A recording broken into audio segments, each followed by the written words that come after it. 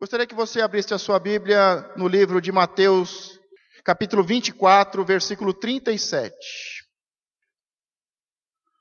Livro de Mateus, capítulo 24. Vamos ler o versículo 27 e o versículo 28. Apenas 2 versículos. Amém? Todos encontraram? E como foi nos dias de Noé, assim será também a vinda do Filho do Homem. Amém? A igreja de Cristo está aqui? Amém. Mateus 24, versículo 37 e versículo 38. Ao final de cada versículo, toda a igreja de Cristo diz amém. E como foi nos dias de Noé, assim será também a vinda do Filho do Homem. Porquanto, assim como nos dias antecediam ao dilúvio, comiam, bebiam, casavam-se e davam-se em casamento, até ao dia em que Noé entrou na arca. Versículo 39. E não o perceberam, até que veio o dilúvio e os levou a todos. Assim será também a vinda do Filho do Homem. Amém? Podeis tomar assento. Nós estamos na campanha Fogo Purificador. Diga para a pessoa que está do seu lado, fogo purificador. Na primeira semana nós falamos sobre o fogo da sarça ardente. E falamos sobre o chamado. Quantos estão aqui que Deus chamou? Deus te chamou? Amém. Nós falamos sobre o fogo purificador e falamos da experiência de Moisés. O início do ministério de Moisés, do chamado, onde o anjo do Senhor se apresenta no meio de uma sarça ardente, algo sobrenatural. E Deus fala com Moisés, Deus trata Moisés, Deus liberta, Deus cura Moisés e Deus dá sinais a Moisés. E falamos sobre o chamado. Diga, o Senhor me chamou. Nesta semana, na segunda semana da campanha de fogo purificador, nós vamos ver o fogo consumidor. Diga para a pessoa que está do seu lado, o fogo consumidor. Há muitas teorias, a Bíblia, há muitas passagens que falam sobre os últimos dias. Como serão os últimos dias? O livro de Apocalipse, para muitos, é um mistério, mas na verdade é o livro da revelação, onde o nosso Senhor Jesus Cristo se apresenta a João, leva João em espírito e mostra a João as coisas que vão acontecer nos últimos dias. E João, ele tem a visão e ele escreve o livro de Apocalipse, que significa revelação. Diga comigo, o livro da revelação. Nós, toda vez que vamos falar dos últimos dias, há um estudo que fala sobre escatologia. E escatologia significa o estudo dos últimos dias, ou de fezes. Toda vez que você vê a palavra escatologia, ela tem esses dois significados. Ou é uma ciência, ou é o estudo, a doutrina sobre os últimos dias, ou é o estudo sobre as fezes. E não sei bem por que esses dois significados, mas eu tenho visto muitas mentiras, muitas doutrinas falsas, muito medo e muito pavor, quando se fala de Apocalipse, quando se fala dos últimos dias. Eu queria, antes de continuar a mensagem, eu gostaria de saber, quantos aqui acreditam que o nosso único e suficiente Salvador vai voltar para levar a sua noiva à sua igreja? Amém? E você está feliz ou você está triste por isso? Quando se fala, né, os jovens logo pensam, puxa, mas eu nem casei ainda. Eu tenho tanto ainda para viver. E a palavra diz que o tempo vai ser dado. Mas o tempo, muito mais para ser vivido, é para que todos possam ouvir a palavra e se arrepender. E ter uma mudança de vida. Saber quem é Jesus Cristo, o seu plano de salvação, a sua missão, porque o Senhor quer que todos sejam salvos. Amém? Então eu quero que você entenda que se um familiar seu não está aqui, um parente, um amigo, o Senhor quer que ele seja salvo. O Senhor quer que a sua família toda seja salva. E por isso que as coisas ainda não se cumpriram, porque o Senhor está dando tempo para que todos possam ouvir e o Espírito Santo de Deus possa convencer do pecado e o arrependimento levá-lo a Deus. São muitas as teorias, são muitos os estudos, quando se fala dos fins, dos últimos dias, quando se fala de Apocalipse. São muitos os estudos e muitos são válidos, muitos são bons, mas também tem muitos que são confusão, que são perturbação e que são loucuras, que não tem nada a ver com a palavra de Cristo. Por isso, nesta noite, eu queria falar com você sobre isso, mas com prioridade e com base naquilo que Jesus falou e sobre aquilo que Jesus ensinou aos seus discípulos. Porque quando Jesus veio, ele ensinou a doutrina aos apóstolos, e os apóstolos deveriam ensinar as nações, ir e levar as boas novas, evangelizar as nações, batizar em nome do Pai, do Filho e do Espírito Santo. Então Jesus, quando ele está falando, quando ele está ensinando, quando ele está ministrando, em Mateus 24 em diante, é Jesus falando, e ele diz: e como foi nos dias de Noé, assim será também a vinda do Filho do Homem. Então o próprio Jesus, o próprio Deus encarnado, quando ele vai ensinar os seus discípulos, ele diz que os últimos dias serão como os dias de Noé. Acredito aqui que todos conhecem a história de Noé. Conhecem? Amém. E o texto continua dizendo: porquanto, assim como nos dias anteriores ao dilúvio, comiam, bebiam, casavam, davam-se em casamento, até ao dia em que Noé entrou na arca. E não o perceberam, até que veio o dilúvio e os levou a todos. Assim será também a vinda do Filho do Homem. Então Jesus, para ensinar, ele traz uma parábola. E ele fala: olha, vocês conhecem a história de Noé, da arca de Noé. Os últimos dias será como os dias de Noé. Noé recebe uma missão, constrói uma arca. E durante muitos anos, ele ministra a palavra de Deus dizendo que o mundo seria destruído. Noé envolve a sua família, e Noé com a sua família coloca o plano e a missão de Deus em prática, constrói uma grande arca, e enquanto vão construindo, vão ensinando e vão ministrando ao povo. Porque o povo olhava aquilo lá e eles perguntavam: mas o que é isso? Nunca vimos uma coisa dessa. Nunca vimos algo parecido com isso. E ele dizia: Deus me revelou. Deus falou que não está feliz, porque há muito pecado, há muita destruição e há muita morte. E Deus vai destruir tudo. E ele me mandou construir esta arca. Porque todo aquele que crê, todo aquele que ouvir esta mensagem, vai poder entrar na arca e vai ser salvo. E durante muitos anos, durante alguns séculos, ele construía a arca, ele ministrava a palavra de Deus, ele falava sobre a revelação de Deus, sobre a arca, sobre o plano, sobre a missão, sobre a salvação, sobre a destruição. Mas como diz aqui Jesus, que como nos dias de Noé, Noé tinha a revelação, constrói a arca. Só que ninguém dava crédito. Diga: ninguém dava crédito.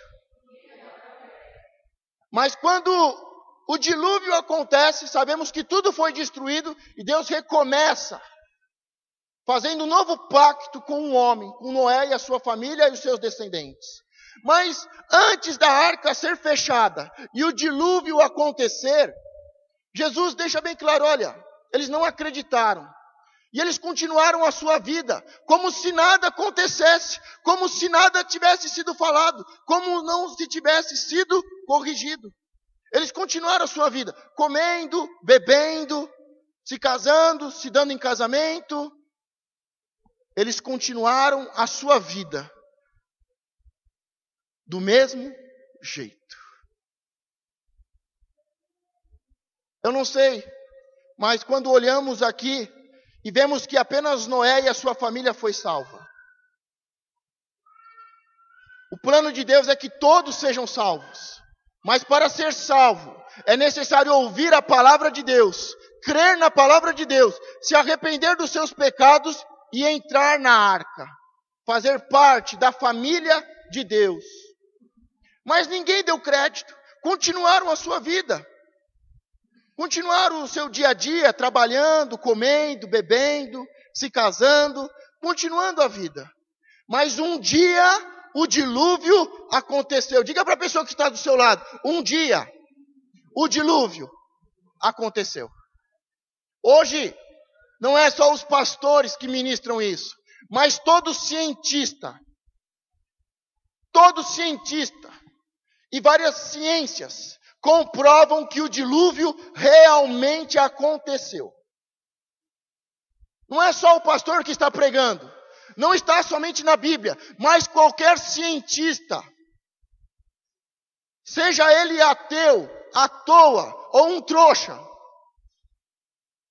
Essa hora era para dar risada, gente. Só para descontrair um pouco, estou muito sério.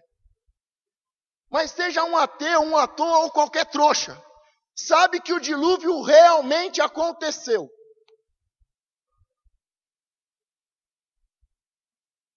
Mas, antes da porta se fechar, diga, há uma porta. E Jesus diz, eu sou a porta. Eu sou o caminho. Eu sou a verdade. Ninguém vem a mim, o Pai, sem mim. Mas, antes da porta da arca se fechar, ninguém acreditava. Todos zombavam. Todos diziam, Noé é louco. Noé está perdendo os melhores anos da sua vida. Noé fica construindo essa arca. Nunca ouvimos de chuva. Nunca vimos nada parecido com o que ele falou. Mas um dia aconteceu. E Jesus deixa bem claro. E como nos dias de Noé, assim será também a vinda do Filho do Homem. Diga, os últimos dias. Será como nos dias de Noé. Deus está construindo, Deus está edificando uma igreja. Deus está revelando o seu plano, a sua missão. Deus está chamando. Deus te chamou. Mas muitos zombam, não acreditam e falam que você está perdendo tempo na igreja. Muitos não acreditam. Mas chegará o último dia. Mas quando acontece todo esse processo, Deus chama Noé, revela para ele o plano da destruição e da salvação, dá os detalhes sobre a construção da arca, constrói a arca, ele ministra a palavra, os animais são salvos, a sua família é salva. Depois que a arca se assenta sobre a terra novamente, a porta se abre. Eles descem, os animais são liberados, as coisas começam novamente a produzir, a terra começa a produzir novamente ervas. E quando eles saem, Noé vai agradecer a Deus. Noé levanta um altar, sacrifica alguns animais e agradece a Deus pela salvação, pelo grande livramento.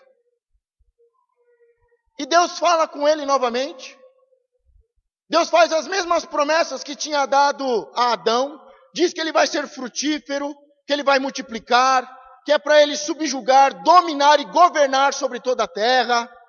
E Deus deixa bem claro, nunca mais eu destruirei a terra com água.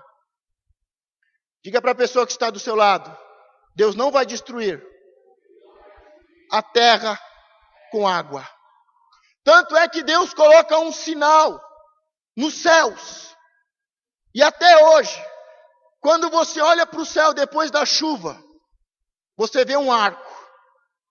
E aquele arco é um sinal, é um pacto que o nosso Deus fez com os homens, com as mulheres, com as famílias, dizendo: eu não voltarei a destruí-los com água.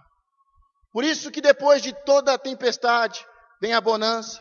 Depois de toda a tempestade, o sol volta a brilhar e o arco está sobre o céu. Quantos já viram o arco? Só um detalhe. Você costuma chamar de arco-íris. Agora, o arco não é de íris. Íris é uma mitologia, é uma história pagã, é uma história de deuses e demônios, de destruição. Então o arco não é de íris. Diga para a pessoa que está do seu lado: o arco não é de íris, mas é de Deus. Se você quiser estudar um pouco mais, entre no Google e digite lá Íris, a deusa Íris, a mitologia, e você pode se aprofundar. Por isso eu quero deixar bem claro: o arco não é de íris. Não se chama arco-íris, se chama arco. E é um sinal de Deus para mim, de que Ele não voltará a destruir a terra com água. Mas quando pegamos a história de Noé, todo texto e contexto vai acontecer nos últimos dias. Da mesma forma, hoje, nós estamos edificando uma igreja. Estamos edificando a noiva de Cristo. Estamos trabalhando, estamos ministrando a palavra, e muitos dizem que você é louco, que você é fanático. Muitos dizem que você está perdendo tempo, que você dá dinheiro para o pastor, que você é feito de bobo, que você é um trouxa. Para não dizer outras coisas que eles dizem. Mas você sabe que Deus destruiu a terra com água uma vez. E que um dia Ele voltará para buscar a sua noiva. E a terra será destruída novamente. Quantos creem nessa história? Você tem certeza que você crê nessa história? Agora me diga uma coisa: por que Jesus tem que explicar e ensinar que a terra vai ser destruída? Por que vocês acham que no meio do ensinamento e da doutrina de Jesus, Jesus deixa bem claro que os últimos dias serão como os dias de Noé? Da mesma forma que o mundo pecador, que pensava mal continuamente, foi destruído, assim será também no último dia. Por que será que Jesus está ensinando? Por que será que Jesus está novamente ensinando? Diga: não será mais com água, mas será com fogo. Diga para a pessoa que está do seu lado: mas será com fogo. Deus vai destruir com fogo.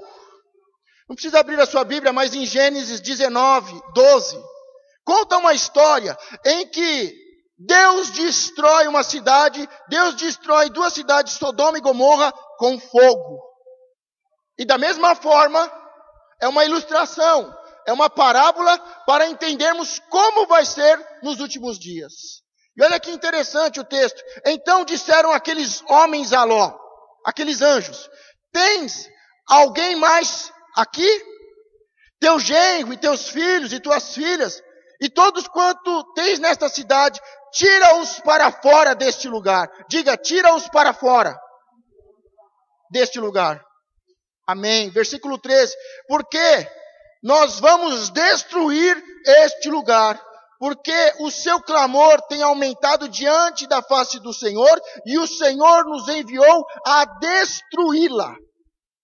Então saiu Ló e falou aos seus genros, ao que haviam de tomar as suas filhas, e disse: levantai-vos, saí deste lugar, porque o Senhor há de destruir esta cidade. Foi tido, porém, por zombador aos olhos de seus genros. Sabemos que Abraão, quando é chamado por Deus para sair de uma terra de idolatria e caminhar,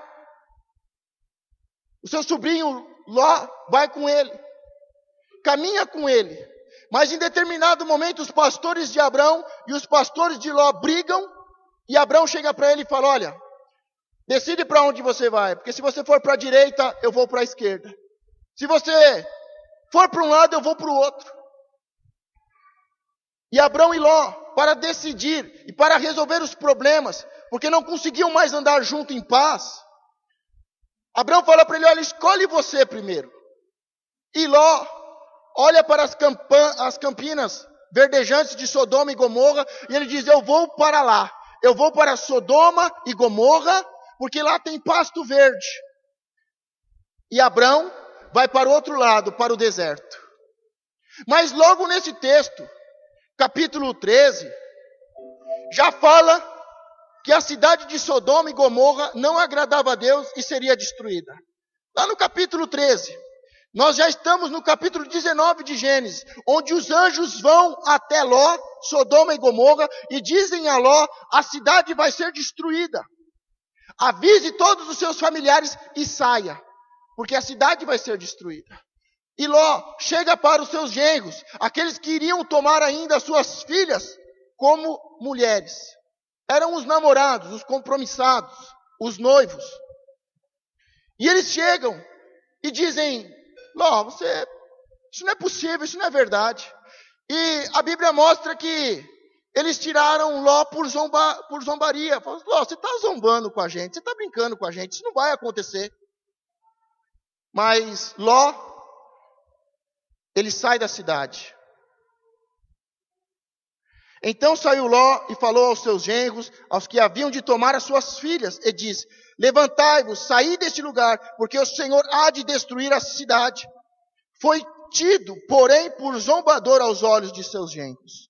E ao amanhecer, os anjos apertaram com Ló, dizendo: levanta-te, toma a tua mulher e as tuas filhas que aqui estão, para que não pereçam na injustiça desta cidade. Ele, porém, demorava-se. E aqueles homens lhe pegaram pela mão, e pela mão de sua mulher e de suas filhas, sendo-lhe o Senhor misericordioso, e tiraram-no e puseram-no na cidade, fora da cidade. Nós vemos que 2 anjos se apresentam a Ló. Falam que o pecado daquela cidade subiu aos céus, e que aquela cidade vai ser destruída. Ló acredita na palavra. Ele ministra a palavra para os seus genros. Os seus genros não acreditam. Tem Ló como um zombador, como uma piada, como uma brincadeira. Mas de manhã, os anjos que estão lá, estes homens, estes anjos, eles pegam Ló e dizem: se apressa em sair da cidade, porque a cidade vai ser destruída hoje. E a Bíblia diz que Ló demorava em sair. Ló,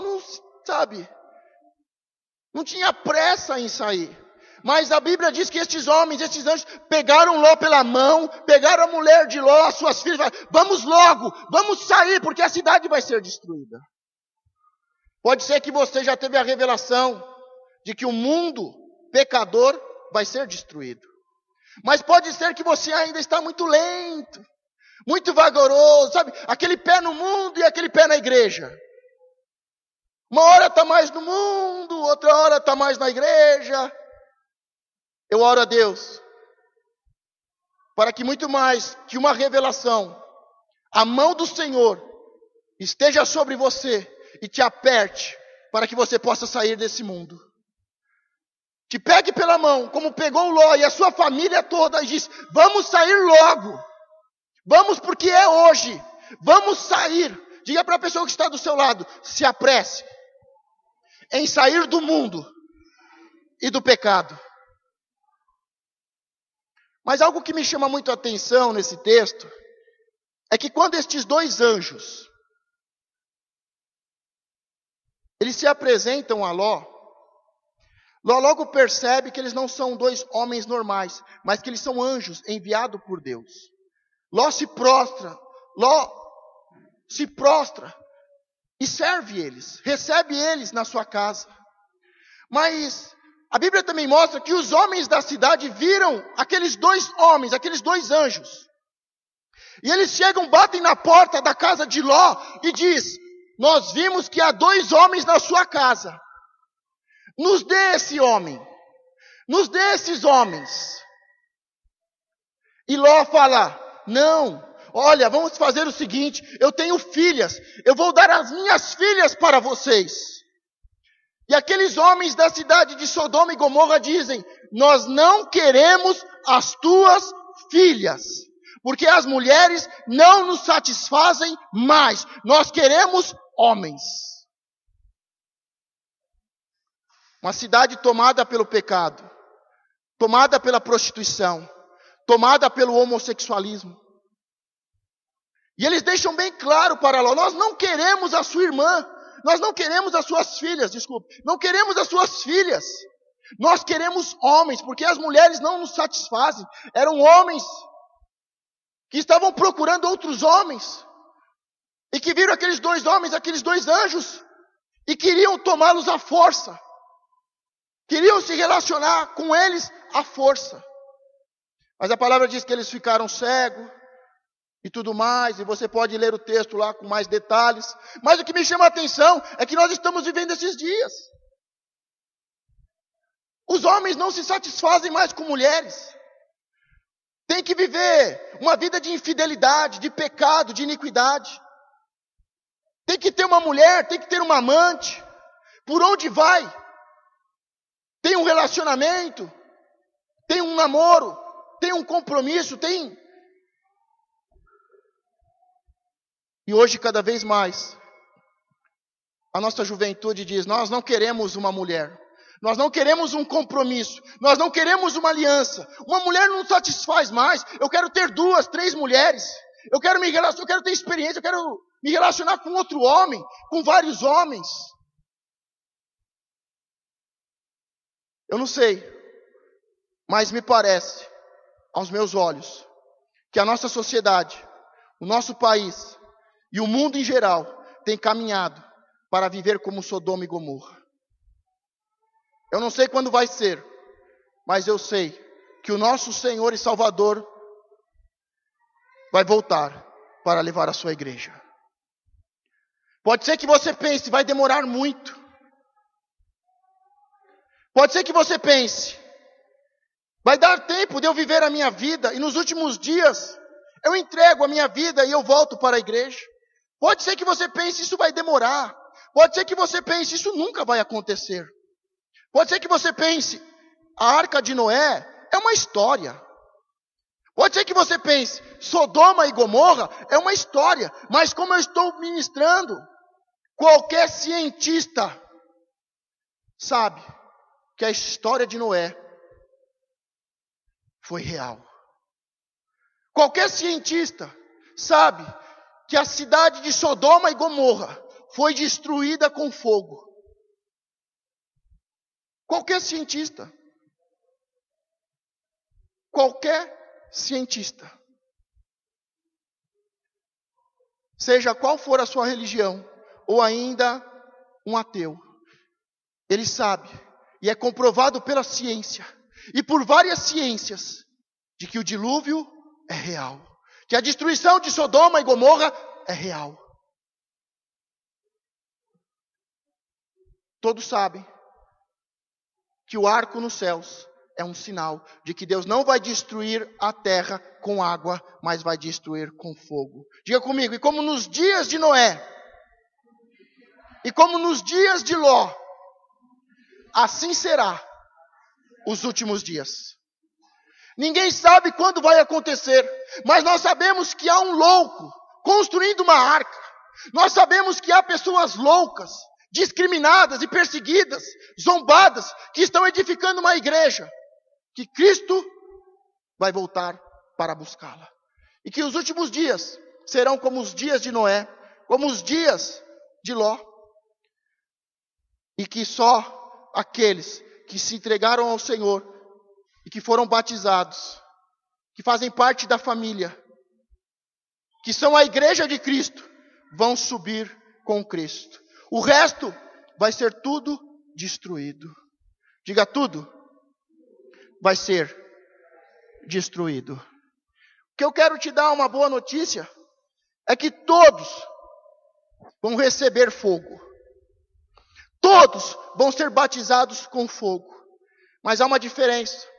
Porque quando João diz sobre Jesus, ele diz, vai vir aquele que é mais poderoso do que eu. Eu vos batizei com água, mas vai chegar o tempo em que vocês vão ser batizados com fogo.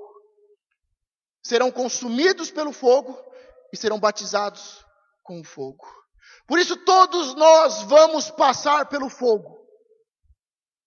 Todos nós vamos passar pelo fogo. Uns vão passar pelo fogo consumidor, que destrói, e serão levados ao inferno e ao fogo que nunca se apaga e que não consome, mas será eternamente dor, ranger de dentes e lágrimas. E há outros que serão batizados pelo fogo de Deus, o fogo purificador. Mas se Deus salvou a família de Noé, Ele pode salvar a sua família. Se Deus tirou Ló e toda a sua família de Sodoma e Gomorra, Deus pode tirar toda a sua família de Sodoma e Gomorra. Quantos querem que a sua família seja salva? Quantos querem que a sua família seja tirado deste pecado e da iniquidade do mundo? Porque ou será batizado com fogo, ou receberá e será levado ao fogo eterno, o inferno. Não são histórias, é a palavra de Deus. Muito mais do que a palavra de Deus, que é verdade, mas comprovada pelos cientistas. É uma ilustração dada por Jesus, ensinando seus discípulos que o último dia chegará e que tudo será consumido pelo fogo para a destruição. Quando vemos a história de Daniel, ele foi para o fogo.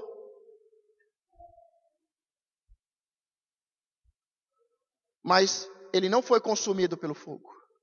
Sabe por quê? Porque antes ele foi lançado na cova dos leões. E lá na cova dos leões, ele não cheirava carne, mas ele tinha o cheiro da santidade. Porque tudo que é carne, diga tudo que é carne, o inimigo vai devorar. Se você anda na carne, o inimigo vai te pegar e vai te destruir. Mas Daniel foi lançado na cova dos leões e ele não foi devorado, porque ele não vivia na carne, mas ele vivia no espírito, ele vivia em oração, em adoração. Porque se ele fosse um homem que vivia na carne, como todos os homens daquela época, ele seria devorado pelos leões. O inimigo está ao derredor, como um leão bramando, buscando a quem tragar, mas ele só come carne. E se você viver na carne, e quem vive na carne, ele devora. Mas se você, ao invés de andar na carne, você não vai ser devorado, mas se você anda no espírito, você é livre. E você pode andar por todos os lugares. Mas agora, por ele não se prostrar, ele é lançado na fornalha.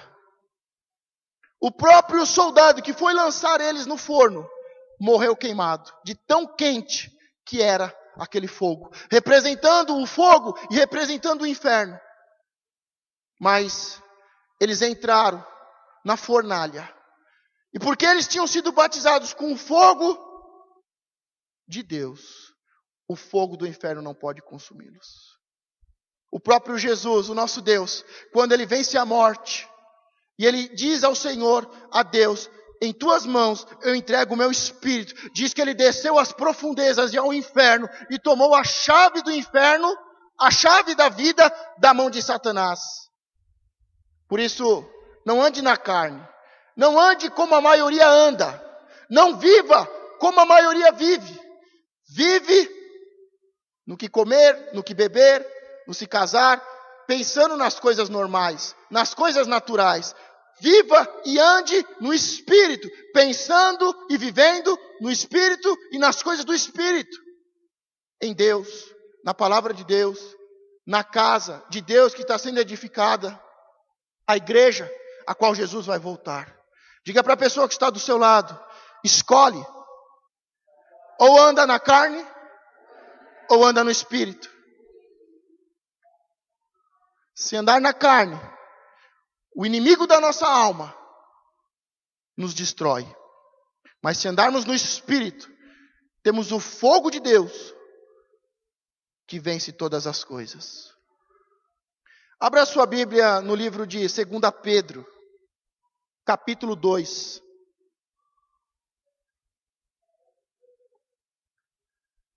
Segunda Pedro, capítulo 2, do versículo 5 ao 7. Só acompanhe. E aqui Pedro, em sua segunda carta, Pedro 2, capítulo 2, versículo 5 diz: E não perdoou ao mundo antigo, mas guardou a Noé. Diga, Deus vai me guardar. Amém.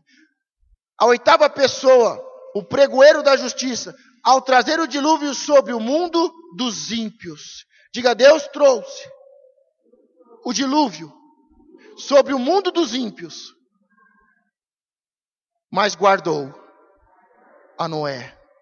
Diga, Deus vai me guardar e vai guardar a minha casa.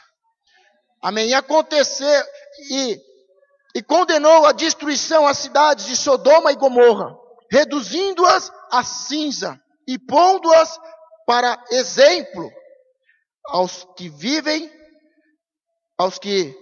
vivessem impiamente. E livrou o justo Ló, enfadado da vida, dissoluto dos homens abomináveis. Aqui então fala que Pedro está escrevendo a uma igreja, e ele diz que na antiguidade Deus guardou a Noé e salvou a família de Noé, mas ele não poupou o mundo antigo e o mundo ímpio. Em seguida ele diz: e condenou a cidade de Sodoma e Gomorra, reduziu elas ao pó, à cinza, e pondo-as por exemplo. Diga, Sodoma e Gomorra é um exemplo aos que vivem. E o último versículo diz: e livrou o justo Ló. Diga, eu sou uma pessoa justa, e Deus me livra. Só que aí esse versículo diz que Ló, um homem justo, ele estava enfadado. Ele vivia em Sodoma e Gomorra, mas era um homem justo. Mas ele estava enfadado, ele estava cansado do pecado, cansado da forma que as pessoas viviam, da forma dos pecados que as pessoas se corrompiam. Abra agora no capítulo 3.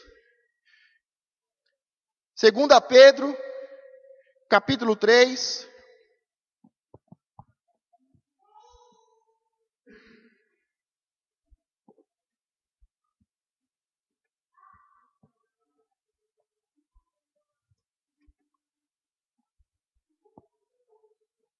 Segunda Pedro, capítulo 3.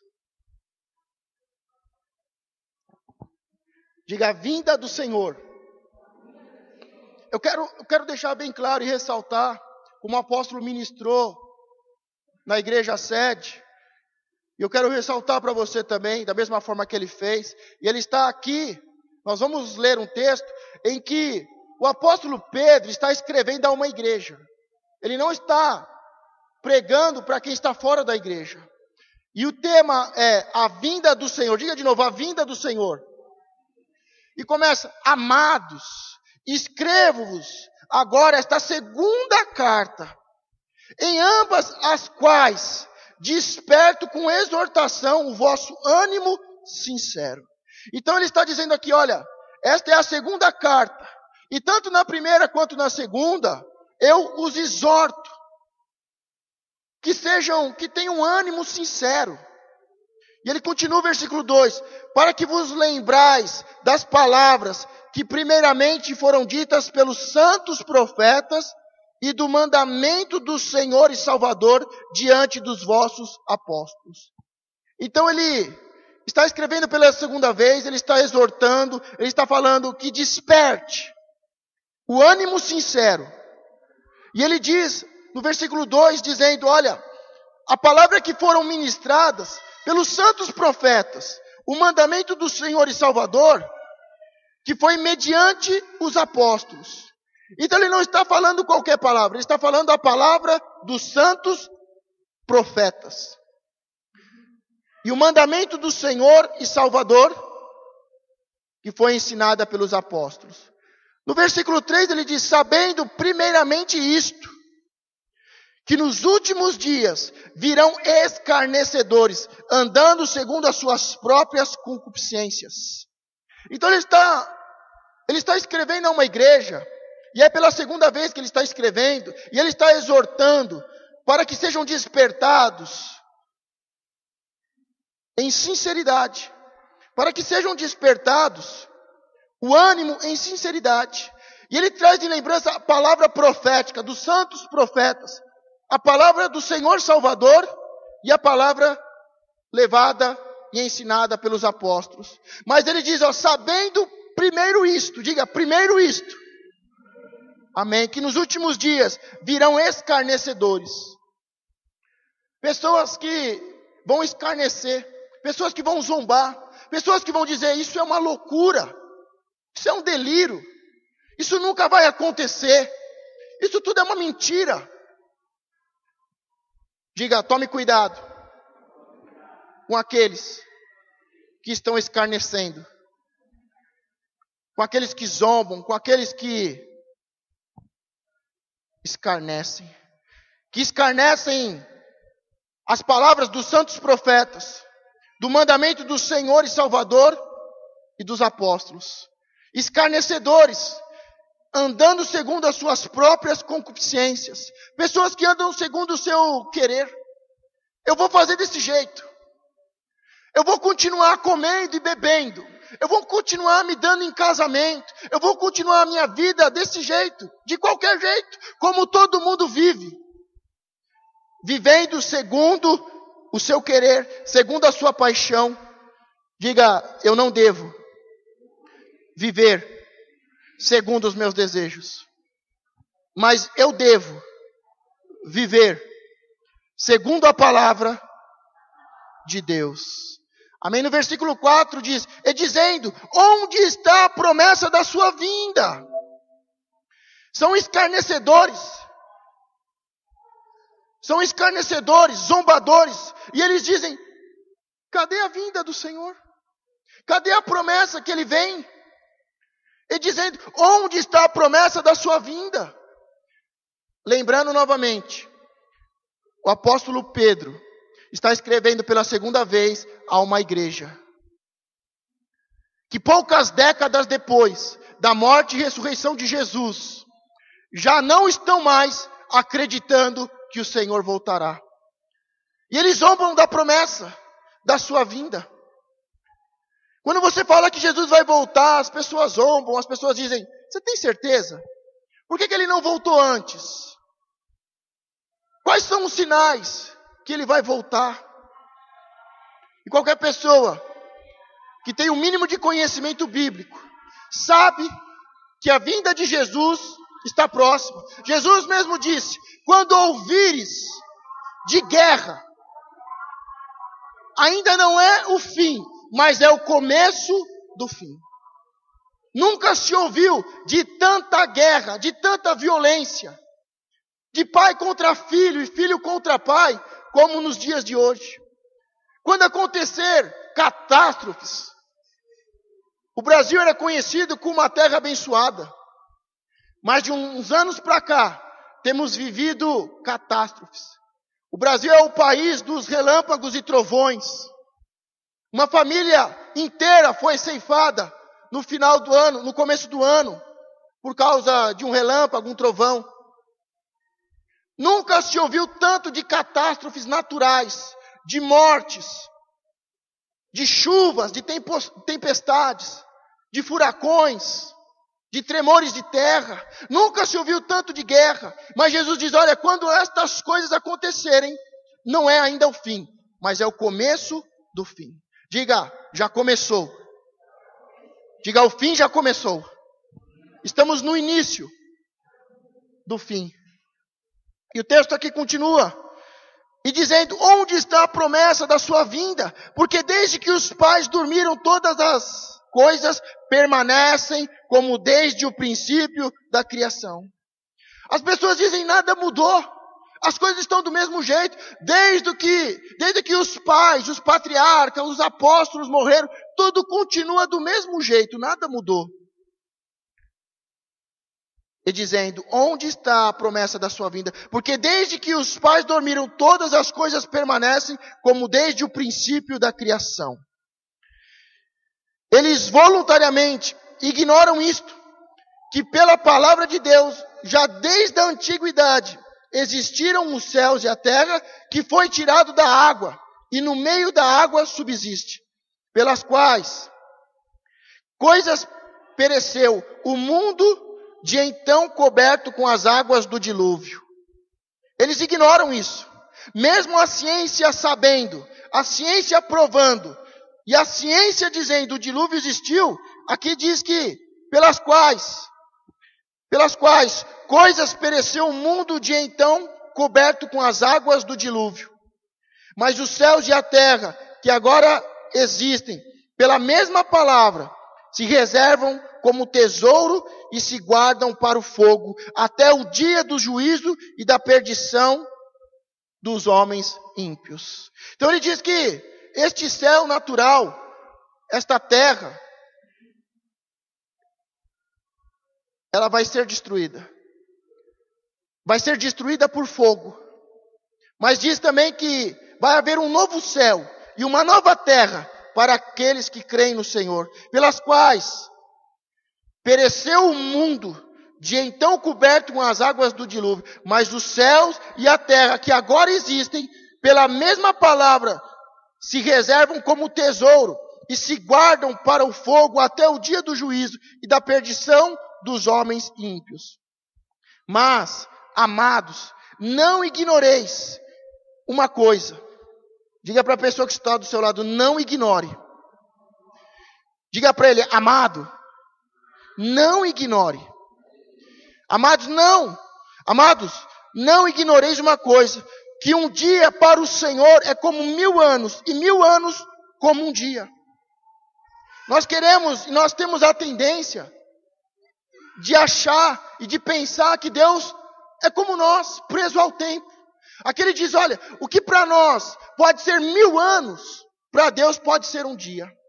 O que para nós pode ser um dia, para Deus pode ser 1000 anos. Ele está dizendo, nós não sabemos o tempo de Deus. Nós não entendemos o tempo de Deus.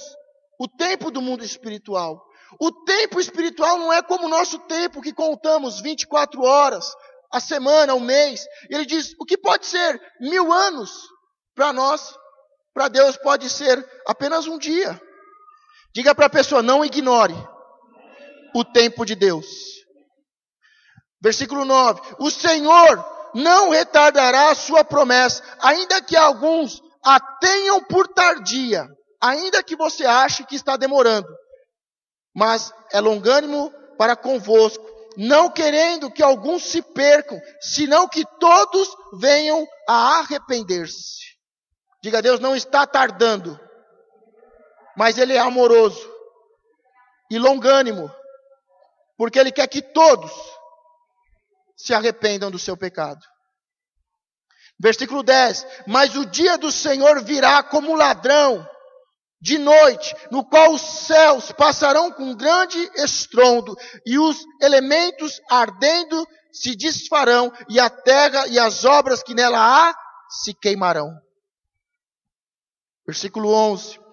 Havendo, pois, de perceber todas estas coisas, que pessoas vos convencer em santo trato e piedade, aguardando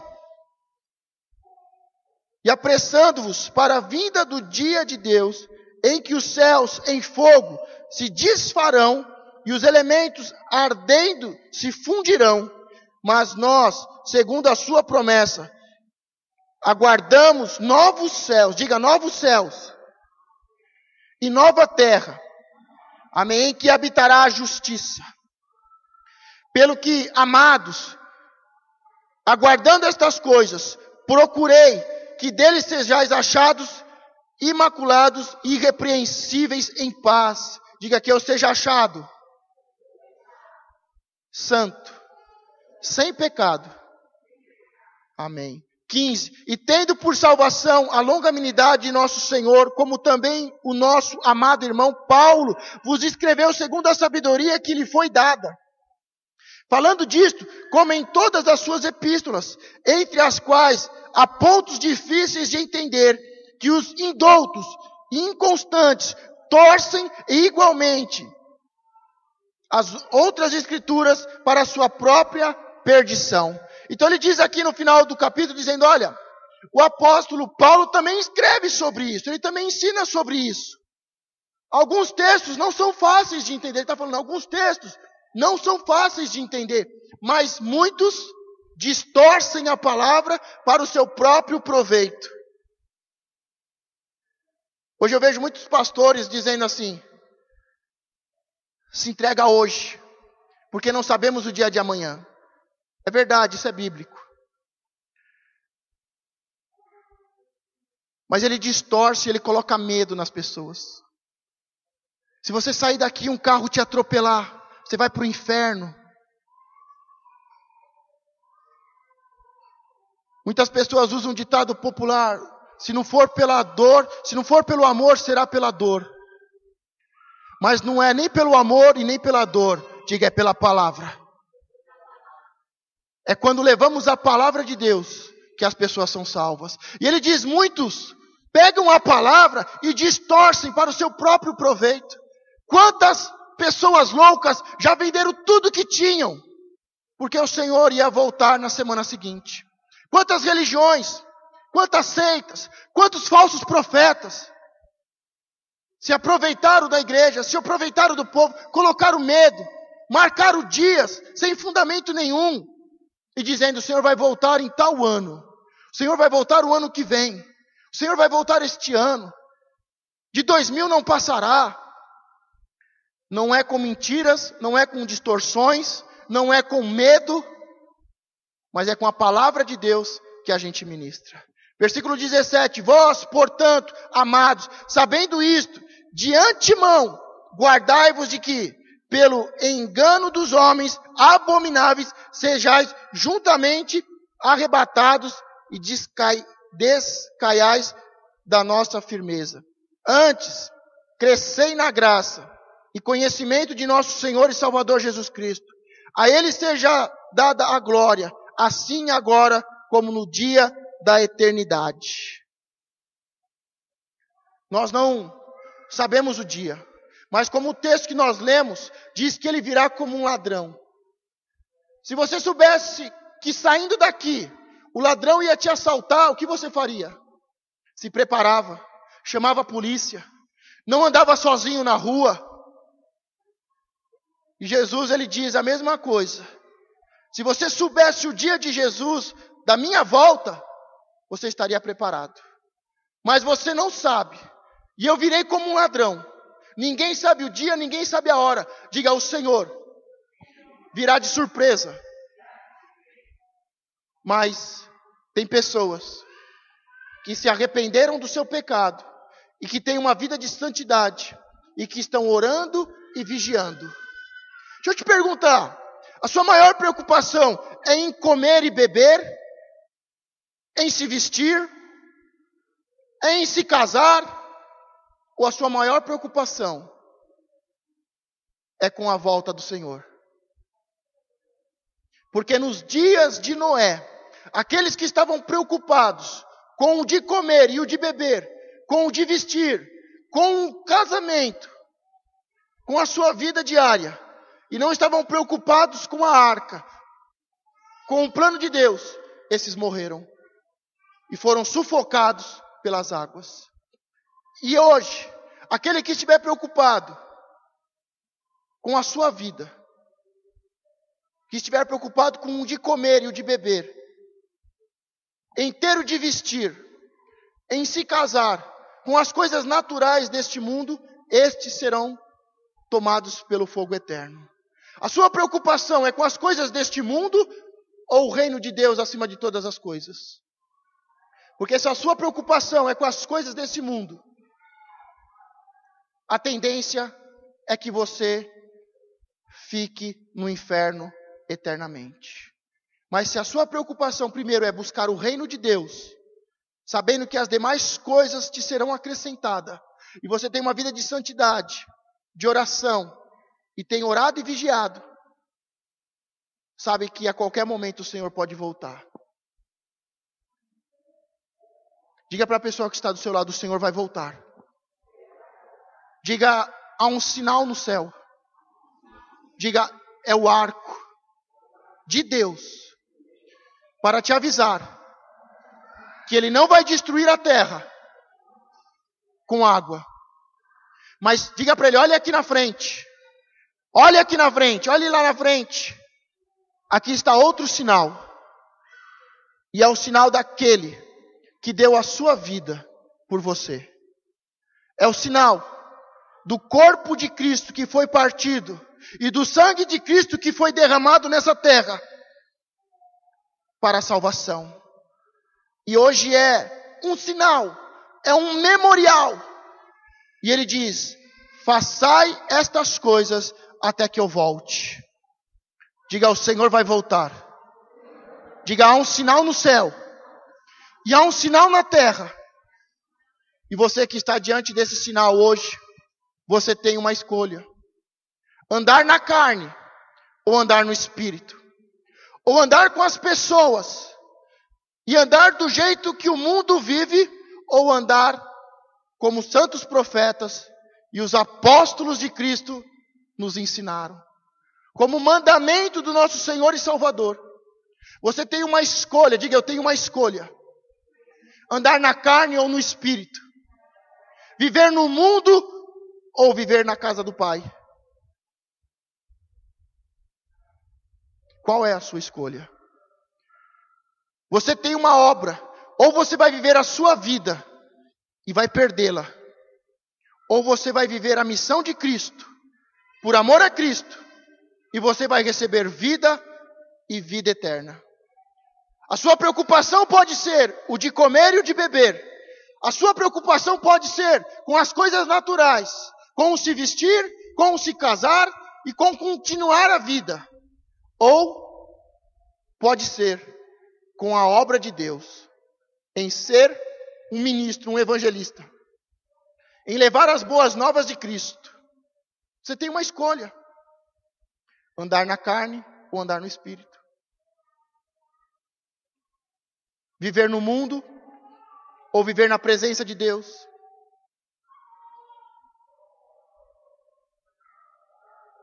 Ou buscar as coisas desse mundo ou buscar o reino de Deus. Se coloque de pé. Nós estamos no segundo dia, na segunda semana da campanha Fogo Purificador. O Senhor tem marcado a sua vida com a presença do Senhor, com o fogo do chamado, para viver a missão de Cristo e salvar a sua casa e toda a sua família e salvar todo um povo para a honra e glória do Senhor. Deus te chamou. Deus te libertou e te curou. Deus está te dando sinais. Como Deus chamou Moisés, Deus está nos chamando. Para cada um de nós, termos um chamado para salvar e restituir famílias. Um chamado para libertar o povo e conduzi-los à terra prometida e conduzi-los dessa terra ao reino de Deus. Deus te chamou. Deus tem te libertado e tem te curado. Deus tem te dado sinais. Deus tem dito, vai, porque eu vou falar pela tua boca. Não se preocupe e não fique treinando o que você vai falar antes. Mas quando você estiver diante deles, eu colocarei as palavras na sua boca. Deus te chamou. Deus tem te libertado e tem te curado. O Senhor está contigo todos os dias. Ele tem dado sinais. Ele tem suprido as suas necessidades. Ele te chamou para a salvação, para a libertação. Ele te chamou para ser a boca de Deus na sua casa. e para a tua família, os teus familiares. Ele te chamou para que você seja a boca de Deus para um povo ser liberto das mãos do inimigo de Satanás. Deus te chamou. Deus quer te usar. Deus está te usando. Deus tem te abençoado. Mas nós sabemos que, além do fogo da sarça ardente, do anjo do Senhor que se apresenta a você, também há um fogo consumidor, que é o fogo do pecado, das paixões deste mundo, o fogo do inferno, que nunca se apaga, e que é dor e ranger de dentes, eternamente. Quando entendemos o que é fogo consumidor, o fogo do inferno, a paixão do pecado, a dor, o ranger de dentes, a angústia, o sofrimento eterno, não desejamos isso nem para os nossos inimigos. E fica fácil de cumprir a palavra de Cristo dizendo: ore pelos seus inimigos, porque ninguém merece ir para o inferno. O inferno não foi feito para o homem, mas foi feito para os anjos caídos. Mas se você andar com o mundo, andar em pecado, com o fogo da paixão, com o fogo desse mundo, com o fogo do pecado, da iniquidade, o inferno que não é para nós seremos lançados nele. Mas além deste fogo, desta paixão, deste pecado, deste inferno, há também um fogo, um batismo no fogo, no Espírito Santo de Deus, que nos faz vencer os leões, os adversários, os inimigos, e nos livra da água, e nos livra do fogo. Deus está preparando cada um de nós. Deus está preparando a igreja para um novo tempo, um chamado. Como Moisés foi chamado para libertar o povo de Suzano, Deus tem nos chamado e tem nos preparado. E tem que ficar consciente, todos os dias, em memória, que existe um fogo, o fogo do inferno. E ele é real. Deus já destruiu o mundo com água, com o dilúvio, na antiguidade. Já destruiu Sodoma e Gomorra, as cidades do pecado, da prostituição, do homossexualismo. Deus já destruiu a antiguidade. Deus já destruiu Sodoma e Gomorra. E há um dia para o juízo final e a destruição do pecado, do pecador e de toda iniquidade. Se nós não pregarmos, se nós não ministrarmos a palavra para os nossos familiares, para os nossos amigos, para os nossos inimigos, eles vão queimar no fogo eterno. E você, que foi chamado, está a cada dia sendo aperfeiçoado. E o que o Senhor quer te usar como boca. Ele diz: se você não for lá ministrar para eles, se você não falar com o seu esposo, se você não falar com o seu filho, o sangue deles eu vou cobrar de vocês. Nós vimos que Deus ficou irado com Moisés, porque Moisés não quis ir lá ministrar a palavra. E a palavra diz que Deus ficou irado com Moisés, porque Deus chamou Moisés, Deus se revela a Moisés, Deus dá sinais, faz prodígios. E quando ele diz: Moisés, agora você vai e fala. E Moisés fala: eu não, manda outro. Manda o pastor, manda o apóstolo, manda o meu irmão. Quando Moisés recusa ir e levar a palavra de Deus, Deus fica irado. E quando diz que Deus fica irado, significa que chega o julgamento e chega a condenação. Mas Moisés vai.